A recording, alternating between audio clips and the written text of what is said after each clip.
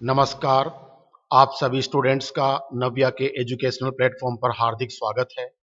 जैसा कि आप सभी को पता है, अभी हम इंग्लिश ग्रामर के foundational chapter part of speech के बारे में स्टडी कर रहे हैं और आज हम एडवर्ब सीरीज में एक नया टॉपिक स्टडी करने जा रहे हैं जिसका नाम है एडवर्ब ऑफ ड्यूरेशन। इसे हिंदी में अवधि बोधक क्रिया विशेषण कहा जाता है। इस चैप्टर को थ्योरिकल समझाने से पहले हम आपको प्रैक्टिकली समझाना ज्यादा बेटर समझेंगे, क्योंकि जब आप कोई चीज को प्रैक्टिकली समझते हैं तो वो चीज आपके दिमाग में फिट हो जाती है। तो आप इसको प्रैक्टिकली समझिए। मान लीजिए हम कोई भी काम करते हैं, कोई भी काम करते हैं, दुनिया का किसी भी प्रकार का काम करते हैं, कोई भी क्रिया करते हैं, तो जाहिर सी बात है हम जो भी काम करेंगे, जो भी क्रिया करेंगे उसमें वक्त लगता है। अब वक्त कितना लगता है वो हम पे डिपेंड करता है। मान लीजिए हम कोई भी काम कर रहे हैं, उसमें 5 मिनट, 10 मिनट, 1 घंटा, 5 घंटा, 8 दिन, 10 दिन, 2 महीने, 6 महीने, 2 साल, 5 साल, हो सकता है जिंदगी भर लग जाए। तो हम जो भी काम कर रहे हैं उसमें कितना वक्त लग रहा है, कितनी अवधि लग रही है, उसमें लगने वाले वक्त और उस अवधि को जानने के लिए हम जिस शब्द का प्रयोग करते हैं उसे हम हिंदी में अवधि बोधक क्रिया विशेषण कहते हैं। ठीक है, दोबारा नोट डाउन कर लीजिए कि हमने जो भी काम किया या हम जो भी काम कर रहे हैं उसमें कितना वक्त लग रहा है। उस लगने वाले वक्त, उस अवधि को जानने के लिए हम जो उपर्युक्त क्रिया विशेषण प्रयोग करते हैं और क्रिया विशेषण के तौर पे जो शब्द प्रयोग किया जाता है उसे हम हिंदी में अवधि बोधक क्रिया विशेषण कहते हैं। अब आप इसको थोड़ा इंग्लिश के हिसाब से देखिए। देखिए, adverb of duration shows the length of the action and state in the sentence is called adverb of duration. इसका मतलब ये हुआ कि जो भी हम एक्शन परफॉर्म करते हैं, हमारे द्वारा कोई भी एक्शन होता है, कोई भी एक्ट होता है, उसकी जो लेंथ होती है, उसकी जो लंबाई होती है, काम करने की लंबाई, यानी कि इसका मतलब ये हुआ कि हम जो भी काम करें उसमें कितना वक्त लगा, उसकी लेंथ दिखाने के लिए हम जिस अप्रोप्रिएट एडवर्ब का प्रयोग करते हैं उसे हम इंग्लिश के अंदर एडवर्ब ऑफ ड्यूरेशन कहते हैं। अब आप इसको दूसरी लैंग्वेज का अकॉर्डिंग देखिए। Adverb of duration tell us how long something happened. इसका मतलब ये हुआ कि कुछ भी घटा, कुछ भी हमारे जीवन में होता है, वो कितना वक्त तक जारी रहा, हाउ लॉन्ग, कितने समय तक वो जारी रहा। मान लीजिए मैं कोचिंग अटेंड करने गया, मैं कोचिंग की क्लास अटेंड कर रहा हूं, मुझे कोचिंग की क्लास में कितना वक्त लगा, ये चीज जानने के लिए हम एडवर्ब ऑफ ड्यूरेशन का प्रयोग करते हैं। ठीक है, इसी तरह से adverb of duration is used to say that any event or a situation is continuing, stopping and is not happening at the moment. इसका मतलब ये हुआ कि कोई भी इवेंट हो रहा है, मान लीजिए कोई भी प्रोग्राम हो रहा है, तो वो प्रोग्राम कितनी देर लगातार जारी रहा, कंटिन्यू रहा। ठीक है, या अगर वो रुका हुआ था तो कितनी देर रुका हुआ था, या अगर कोई चीज वहां पे नहीं हो रही थी तो कितनी देर नहीं हो रही थी, कोई चीज कितनी वक्त से बंद पड़ी है तो कितने वक्त से बंद पड़ी है, कोई चीज कितने वक्त से रुकी हुई है और कोई चीज कितने वक्त से जारी है, उसके बीच में लगने वाले तमाम वक्त के बारे में, उस अवधि के बारे में बात करने वाले शब्द को हम इंग्लिश में एडवर्ब ऑफ ड्यूरेशन कहते हैं। बस आपको एक चीज का ध्यान रखना है कि हम जो भी काम करते हैं प्रैक्टिकल लाइफ में, उसमें जो भी वक्त लगता है, अवधि लगती है, उसको फाइंड आउट करने के लिए जिस हम अप्रोप्राइट एडवर्ब का प्रयोग करते हैं उसे हम इंग्लिश में एडवर्ब ऑफ ड्यूरेशन के नाम से जानेंगे। तो उम्मीद करता हूं अभी तक आपको इसकी हिंदी और इंग्लिश के अकॉर्डिंग डेफिनेशन आपको समझ में आ गई होगी। अब हम पढ़ेंगे कुछ एग्जांपल के बारे में जो मोस्ट ऑफ ऑल हम एडवर्ब ऑफ ड्यूरेशन के तौर पे प्रयोग करते हैं। वो कौन कौन से एग्जांपल है उसको बड़े ध्यान से देखिएगा। पहला एग्जांपल है सिंस। सिंस का मतलब होता है से, फ्रॉम का मतलब से, टिल का मतलब तक, नेक्स्ट का मतलब अगला, फोर का मतलब के लिए, लास्ट का मतलब अंतिम। ठीक है ना, स्टिल का मतलब अभी तक, येट का मतलब अब तक, ऑलरेडी पहले से ही, कमिंग आने वाला, नो मोर अब बिल्कुल नहीं और ज्यादा नहीं, एनी मोर और ज्यादा, लॉन्ग लंबा, नो लॉन्गर बिल्कुल नहीं या उसके साथ नहीं या अब नहीं, एनी लॉन्गर उसके साथ बिल्कुल और थोड़ा लंबा, ब्रीफली संक्षिप्त रूप से, फॉर एवर हमेशा, ये ऑलवेज के तौर पे, फॉर्मेट के तौर पे याद ये ना यूज हो सकता है, यानी फॉर एवर, ध्यान रखना, now it is for ever के तौर पे। शॉर्टली बिल्कुल संक्षिप्त रूप से, परमानेंटली यानी कि हमेशा के लिए। मान लीजिए कोई चीज हम परमानेंटली करते हैं कि भाई जैसे मालूम है परमानेंटली किशनगढ़ में रहना चाहता हूं, तो वहां पे वो परमानेंटली हमेशा के लिए सेट हो जाएगा, है ना, निश्चित तौर पे, फिक्स तौर के ऊपर। इसी तरह से टेम्परेली, यानी कि मान लीजिए मैं किशनगढ़ रहने के लिए, हालांकि मैं हूं तो प्रॉपर बीकानेर से, मेरी जमीन, मेरी जायदाद, मेरा सब कुछ, मेरा wealth and health, everything is proper belong to the Bikaner. But मैं यहाँ किशनगढ़ आया हूँ कुछ वक्त के लिए, साल 2 साल के लिए मैं यहाँ पढ़ूंगा और फिर वापस यहाँ से चला जाऊंगा, तो उसको बोलेंगे टेम्परेली, है ना।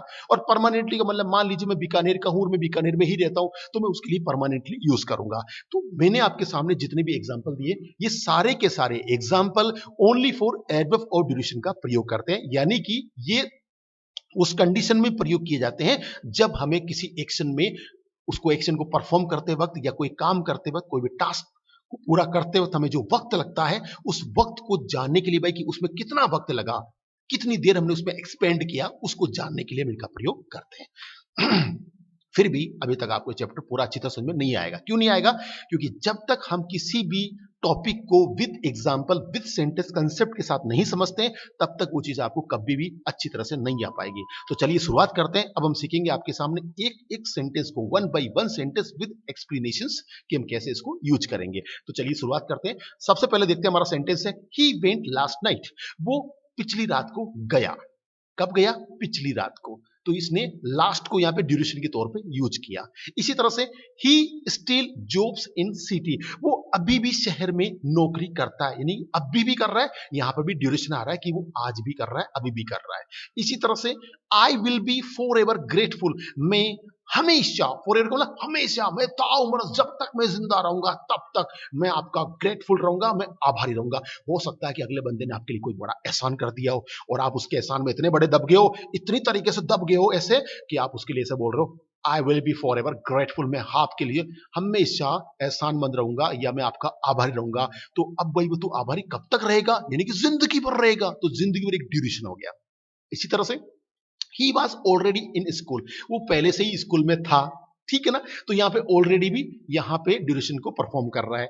इसी तरह से I am not eating any more. अब मैं अब ज्यादा नहीं खा रहा हूं भाई। मान लीजिए कोई इंसान कुछ भी खा रहा है, सैंडविच, बर्गर, इडली, डोसा, कुछ भी खा रहा है, और खाते खाते मान लो उसका पेट भर जाता है, तो वो लास्ट में क्या बोलेगा? नो नो भाई, आई एम नॉट ईटिंग मोर। अब मैं इससे ज्यादा नहीं खा रहा हूं, ठीक है।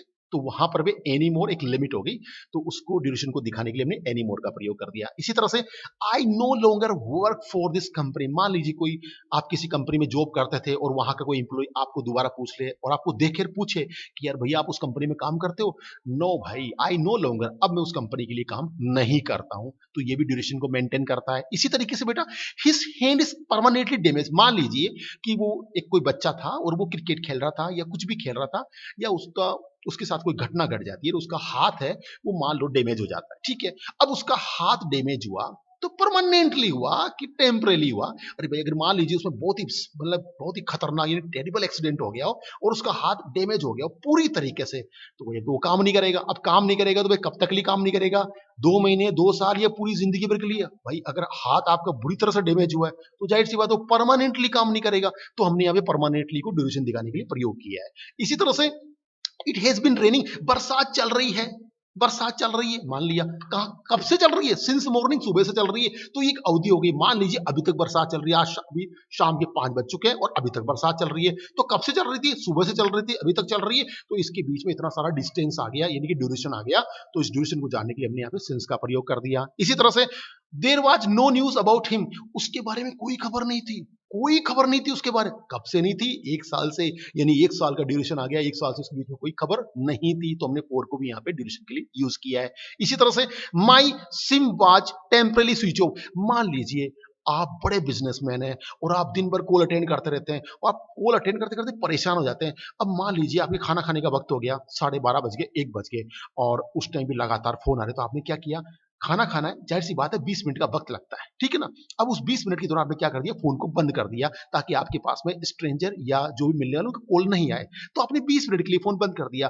तो मान लीजिए उस दौरान कोई आपसे पूछ ले कि सर आपका फोन बंद था, या फोन बंद है तो कितनी देर के लिए, कितने ड्यूरेशन के लिए बंद है?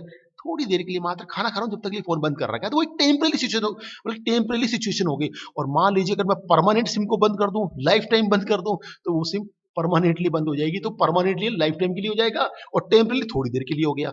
ये चीज है। इसी तरह से we have not go ticket. मान लीजिए हम कोई मूवी देखना चाहते हैं, कोई बढ़िया शानदार मूवी लग गई, अभी आने वाली है, पुष्पा फिल्म आने वाली है, ठीक है, मेरी फेवरेट हीरो की मूवी है, जाहिर सी बात मैं उसको देखने जाऊंगा। अब मान लीजिए मैं उसका टिकट बुक करना चाहता हूं और अभी तक मेरा टिकट बुक नहीं हुआ, अभी तक नहीं हुआ, अभी तक, यानी कि वक्त लग गया लेकिन अभी तक नहीं हुआ। यट का मतलब अभी तक नहीं हुआ भाई, अब ड्यूरेशन आ रही है यहाँ पे, यट का प्रयोग यहाँ पे ड्यूरेशन के लिए हो रहा है। आई एम हियर, मैं यहाँ हूँ, टिल टमेरो, मान लीजिए, सपोज करिए कि हिमांशु मेरा बेस्ट फ्रेंड है और हिमांशु गवर्नमेंट जॉब करता है, आज हिमांशु किशनगढ़ आ रहा है, ठीक है, और वो आ गया मेरे पास, खाना खा रहा है, ना लिया धो लिया, फ्रेश हो गया, सब कुछ हो गया। अब उसके बाद मैं उसको पूछता हूँ, भैया आप कब तक हो यहाँ पे, तो बोलेगा "हाँ, सर मैं कल तक के लिए हूँ, ओनली फॉर मैं कल तक के लिए", यानी कि ड्यूरेशन क्या रहा है, कल तक के लिए। उसके बाद तो बेचारा ट्रेन लेके वापस चला जाएगा। तो यहाँ पे क्या आया, टिल, यहाँ पे ड्यूरेशन दिखा रहा है कल तक के लिए। तो आपने देखा हमने 1 to 10 जितने भी एग्जाम्पल यूज किए, जितने भी सेंटेंस यूज किए, उनमें last, still, forever, already, anymore, no longer, permanently, since, for, temporarily, yet, until, इन सभी का प्रयोग यहाँ पे एडवर्ब ऑफ ड्यूरेशन के तौर पे हमने किया है। उम्मीद करता हूँ ये चैप्टर आपको अच्छी तरह समझ में आ गया होगा। अगर अच्छी तरह से आ गया हो तो प्लीज हमारे यूट्यूब चैनल को लाइक करें, शेयर करें। आप सभी का बहुत बहुत धन्यवाद। Thank you so much.